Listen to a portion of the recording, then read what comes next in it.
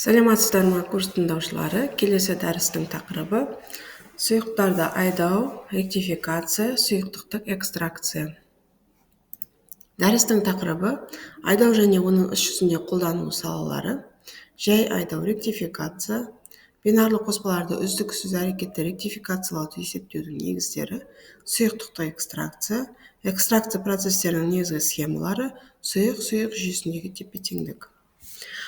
Айдау немесе дистилляция бұл сұйық қоспаларды олардың қайнау температурының айырмашылығына негізделе отырып бөлу әдісі. Процесс екі негізгі кезеңнен тұрады. Қоспаны буландыру, екінші пайда болған буды конденсациялау. Айдаудың түрлері бұл: бірінші қарапайым айдау, фракциялық айдау, вакуумдық айдау, бу арқылы айдау. Айдаудың негізгі қолдану салалары бұл мұнай газ өнеркәсібі, спирт өндірісінде, еріткіштер тазалауда, фармацевтикада, тағам өндірісінде хош иістер қосылыстарын алу үшін кең қолданылады.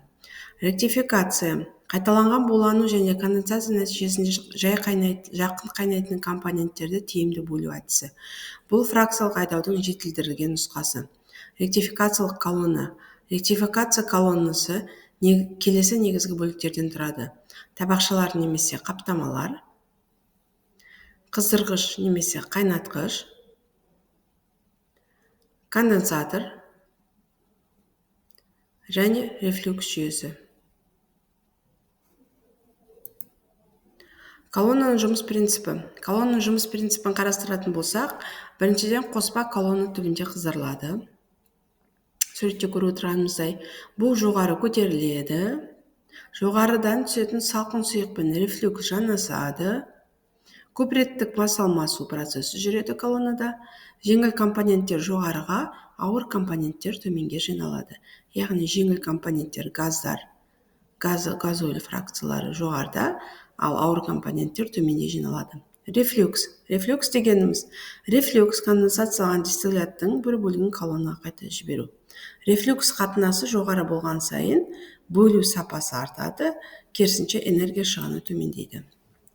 Ректификацияның негізгі қолдану салалары бұл яғни мұнайды алғашқы айдау, химиялық өндірісте еріткіштерді бөлу, этил спиртін тазалау, азот, оттек, аргонды сұйытылған ауадан бөлу.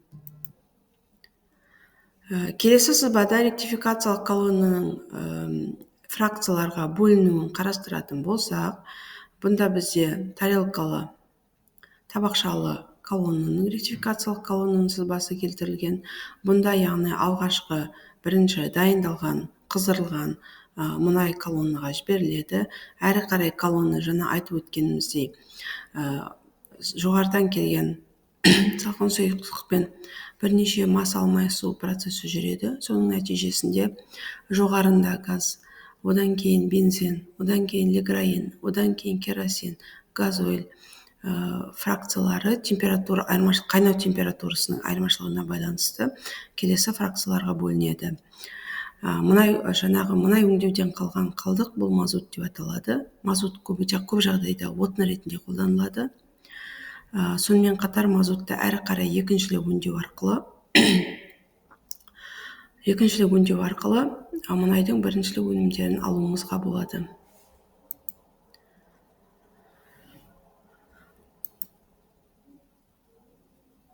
Мұнайды өңдеуде кең қолданылатын процестер бұлар, яғни ректификация бұл біріншілік өңдеу, крекинг немесе ыдырату бұл екіншілік өңдеу процестерін жатады, реформинг бұл да екіншілік өңдеу процесіне жататын процесс, мас алмасу процесі болып саналады. Экстракция бұл экстрактио латын сөзінен алынған, таңдап алынған еріткіштер көмегімен сұйық немесе қатты заттардан бір немесе бірнеше құраушыларын бөліп алу әдісі. Экстракциялау процесі 3 сатыдан тұрады. Заттардың бастапқы қоспасын экстрагентпен араластыру, түзілген екі фазаны механикалық жолмен ажырату, екі фазадағы экстрагентті пайдалану үшін бөліп алу. Механикалық жолмен бөлінгенде заттың экстрагенттегі ерітіндісі және бастапқы ерітіндінің қалдығы алынады. Олардан экстрагентті дистиллеу, буландыру, кристалдау әдістерімен алады. Экстракциялау үшін алынған экстрагенттердің төмендегідей ерекшеліктері болуы мүмкін: таңдамалылығы, жылдам қалпына келуі, бастапқы еріткіштен тығыздығы немесе тұтқырлығы бойынша өзгешелігі, ұшқыштығының аз болуы, улы болмауы. Экстракциялаудың артықшылығына жұмыстық температураның төмен болуы, сұйытылған ерітіндіден бағалы құраушыны және қажетсіз қоспаны бөліп алу тиімділігі, қайнау температурасы жақын заттарды бөлу және ректификациялы біріктіру мүмкіндігі тағы да басқа жатады. Экстракциялау мұнай өнімдерінен ароматтық көмірсутектерді, минералдық кендерден металдарды, өсімдік шикізаттарынан органикалық қосылыстарды бөліп алу үшін кең қолданылады. Экстракциялау аналитикалық химияда элементтерді химиялық талдау, оларды бөлу және тасалау үшін қолданылады. Онда экстрагент ретінде спирт, кетон, жай және күрделі эфирлер, аминдер және басқа қосылыстар қолданылады. Экстракциялық реагент аналитпен экстрагерленетін қосылып түсетін реагент. Еріткіш дегеніміз инертті органикалық еріткіш немесе еріткіш қоспасы. Еріткіш экстракциялық реагенттің экстракциялық және физикалық қасиеттерін жақсарту үшін қолданылады.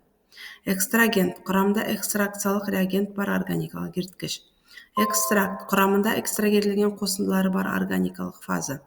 Реэкстрагент сығындыдан заттарды алу үшін қолданылатын сулы ерітінді. Реэкстракт сығындыдан алынған зат бар су фазасын айтамыз.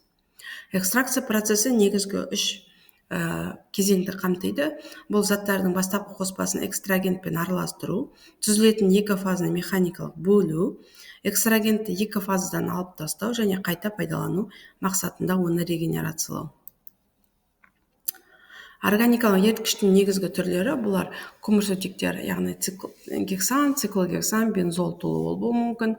Көмірсутектердің хлор туындылары хлороформ, 4 хлор көміртек, хлор бензол, спирт, изоамилды спирт, N-бутил спирт, изобутилды спирт, циклогексанол қолданылады. Жай және күрделі эфирлер диэтил эфир, амилацетат және бутилацетат. Ал кетондардан метил изобутил кетон, метил этил кетон, циклогексанон көп жағдайда қолданылады. Экстракция процесін ұйымдастыру тәсілдері бұлар яғни қарсы экстракция, мерзімді экстракция және үздіксіз экстракция болып үш тәсілге бөлінеді. Қарапайым бір реттік экстракцияның қарастыратын болсақ, жаңа талғағыштығына байланысты еріткішті бөліп алу схемада көрсетілген.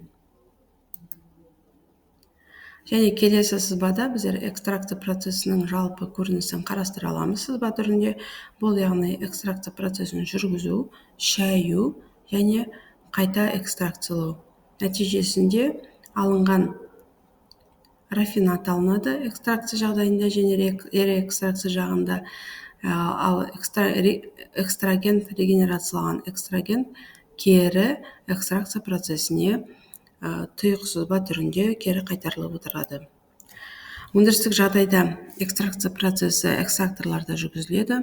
Бұл үлкен көлемді аппараттар болып саналады.